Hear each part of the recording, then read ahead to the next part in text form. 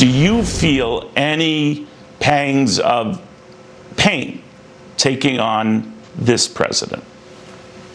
Well, yeah, I know, it's like running against somebody in your family, but, ultimately, I think I'm in a much better position to beat Donald Trump than Joe Biden is. And I also just disagree with him on basic issues.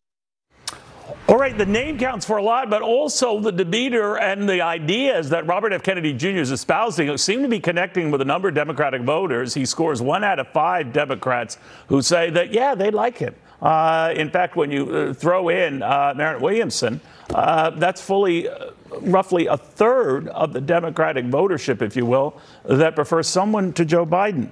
My next guest isn't surprised. In fact, he's campaigning and working on behalf of Robert F. Kennedy Jr. to make it happen himself, a former presidential candidate, of course, the mayor of Cleveland, so much more, Dennis Kucinich, who is kind enough to join us now.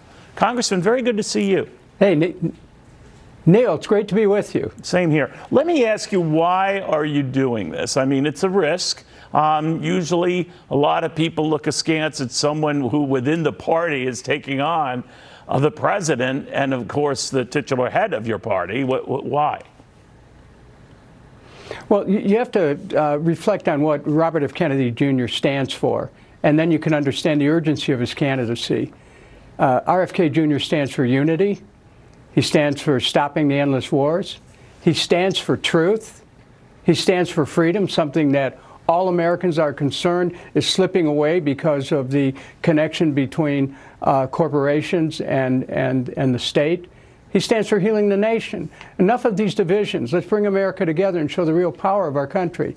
So I'm a Kennedy Democrat, and this is something that I'm proud to be part of this effort. And Robert F. Kennedy Jr. is somebody, he is the man for the moment. All right, but he even has division within his own family, and I kidded about that with him when last I talked to him, and when he's speaking to him again on Thursday. But I'm curious, Congressman, in your case, I mean, you are a liberal man. You stand by your principles. You fought for those principles. Some don't know what to make of Robert F. Kennedy Jr., that he's a far cry from his father, that his views on vaccines and a host of other things, that he's a conspiracy touter. He doesn't fit the Dennis Kucinich mold, you would think.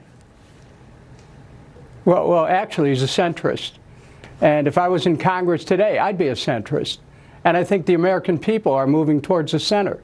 And they're looking for a leader who can embrace the totality of American experience politically and socially. And that's Robert F. Kennedy Jr. And again, he's the person for this moment.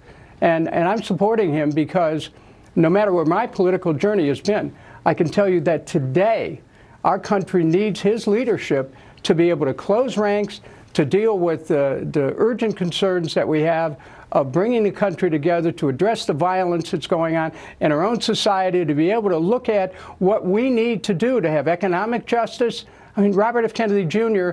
has the experience of 40 years as a trial attorney. He is a very, very bright guy who is bringing his depth of knowledge to the country. And as people watch the campaign, you're going to find that there is no one who can approach him in terms of his historical analysis, in terms of his understanding of what the Democratic Party ought to be about, and in terms of how do we bring the nation together. That's why I'm for him, Neil. Let me ask you as well, though, about what it says about your party right now, Congressman. Much has been made of the fact that Joe Biden is old and getting older. We all are, I guess.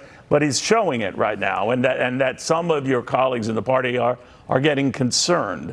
Do you think that what could happen is that, let's say the race starts, we get to New Hampshire, get to South Carolina, it looks like South Carolina will be first, and Robert F. Kennedy scores pretty well. Doesn't have to win, but it could be akin to what we saw in 1968, where Eugene McCarthy didn't win New Hampshire, but he did well enough to push LBJ out of the race, and for the former president then to acknowledge, I'm not running again. So the irony will be that other party heavyweights will enter at that point, not Robert F. Kennedy Jr.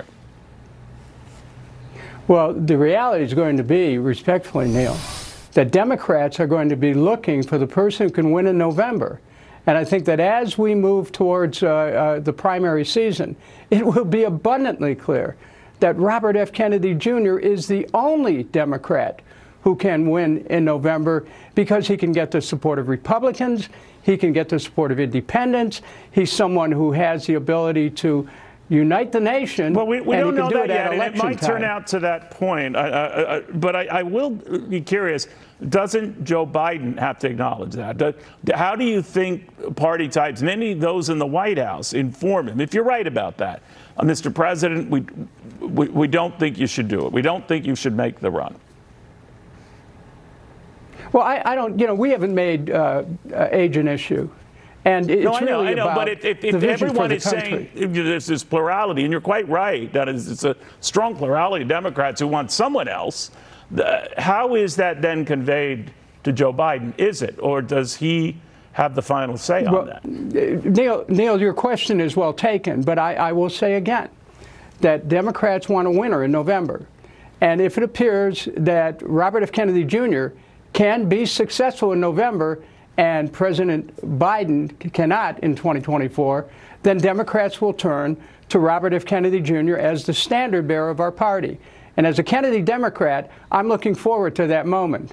Do you think he's his father? I'm sorry? Do you think he's his father? That he is not his father, that he's quite different than his father?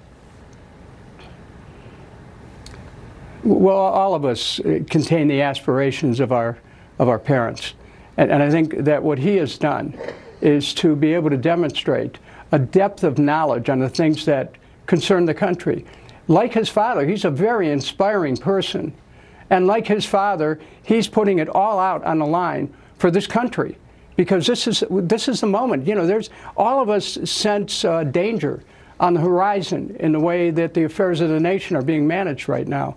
And so Robert F. Kennedy Jr. is not only up to this moment, he's a transformative figure, Neil. He's somebody who is the one person that people, no matter what your political party or persuasion is, that they can be confident in listening to him and looking at him and say, he could be the next president of the United States, and the kind of person you want to be president. We'll watch closely. Dennis Kucinich, you're an honorable man. So a lot of people listening to this will say, well, what did Kucinich say? I want to pay closer attention. Dennis Kucinich, the former Ohio congressman, former mayor of Cleveland, himself a former presidential candidate, weighing in on why he's supporting one Robert F. Kennedy Jr., who's not going away. Keep in mind, he will be my special guest on Thursday, 4 p.m.